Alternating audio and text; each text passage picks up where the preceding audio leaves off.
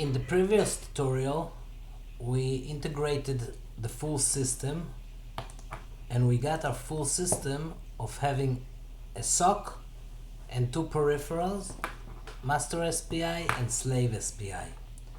In this tutorial, we will synthesize the whole full system, write the software for it, integrate the full design, and see it. So first we need to adapt the test bench for the full system. We'll add the full system design, the DE0 Nano, into our test bench. Here we have it, and we'll connect it to the pins, to the signals that we have here. We'll add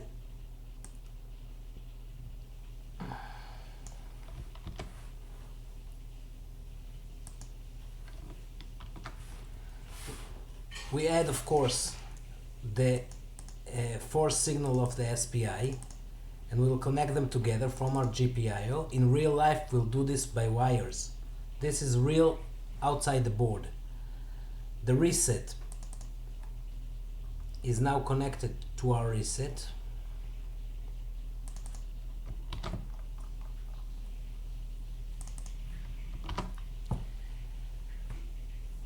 And the clock is connected to the clock of the test bench. We'll save it, and now we can go back and write the software. We go back to the Eclipse and generate a new project for the SPI software. We go again, open project from template. We did all that before. I just copy it, or I just redo it.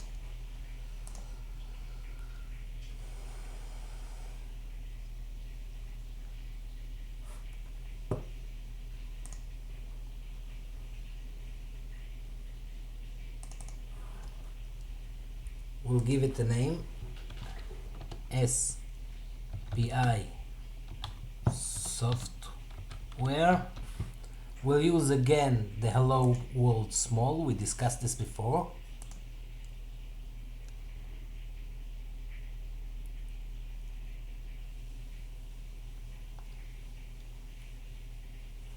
And we have a new template.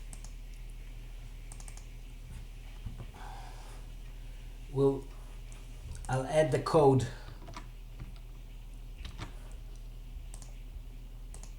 I'll remove the template code and add my code.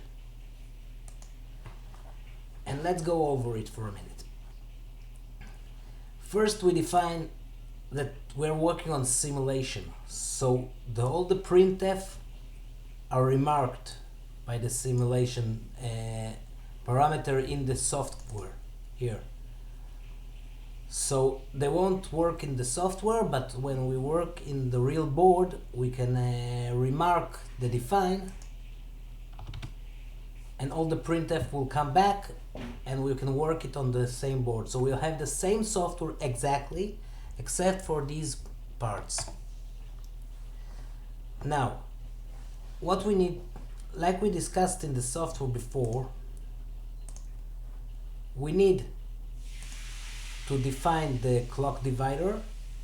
We need to put the data for the master, the data in for the master, the data in for the slave, start the transaction, monitor the busy bit of the master and the slave until the transaction is ended, and read the data out from the master and the slave.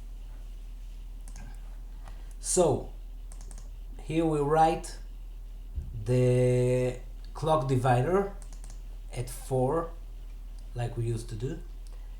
We write to the 8, which is the master data in the master sent, which is 8 1 2 3 4 5 6 3, like we did in the simulation. we write to the slave. Now you can see that the address here is 8 and the address here is 48, so it's the slave, and we have the slave sent 898765543,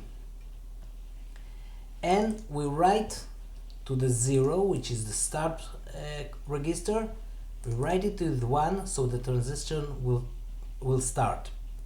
Now we do a little do while loop here, which will read the 4 register, which is the busy for the master, and read the 44 bit, which is the busy for the slave.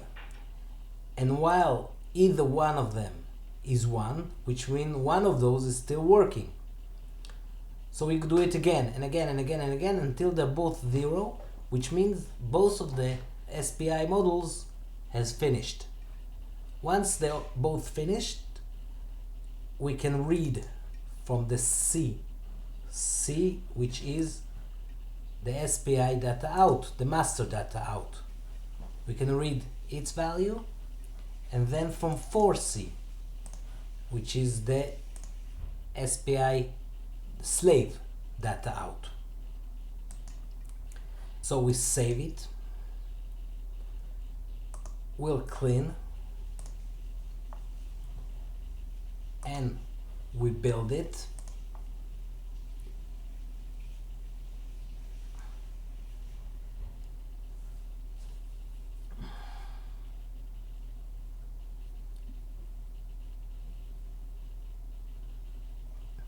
And we run it again on the simulation.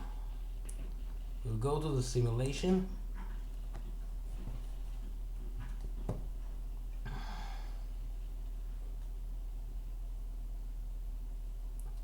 And we have a third simulation.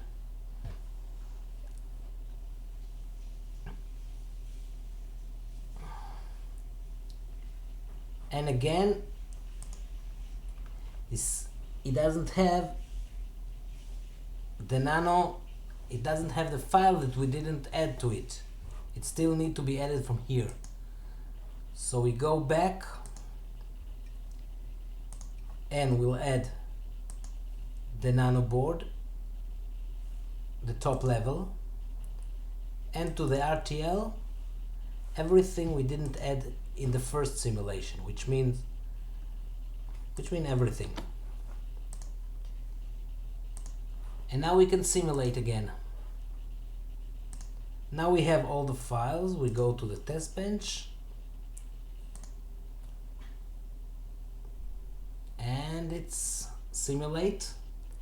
And now that we look at the test on the test bench, we see that the Nios that we saw before, but now we see we have the DE0 nano instantiation, which is our design.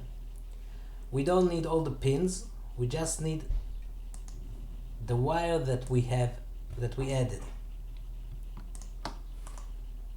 We'll add them, fix the timing, and run it. And we have our simulation. Now, as you can see here, you see that this is the bus from the SOC. We can see here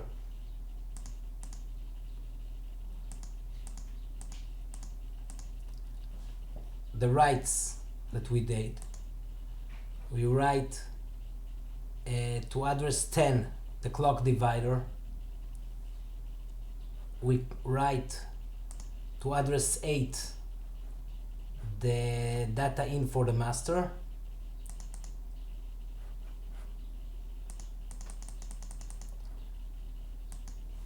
Here we write the data in for the slave. Here we gave the start. Now we don't see the start because we don't see the internal signal of the SPI, but we can see the transaction is going out. And you see that here we are performing the reads.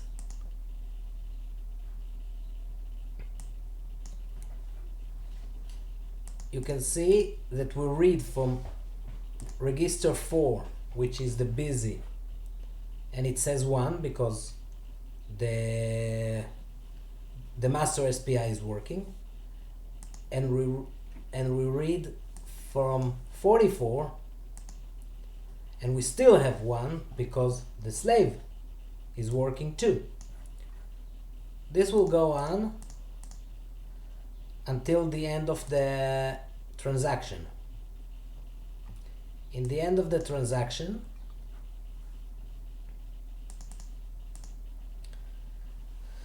we read from the master and we got a 1. We read from the slave, we got a 0. The slave had finished. Between the read of the master and the read of the slave, the transaction has ended. The chip selector high and everything is done. But the master was still working, so we need another read. We read again from the master, this time it's 0. We read again from the slave, this time it's 0. The loop has ended. We finished the transaction.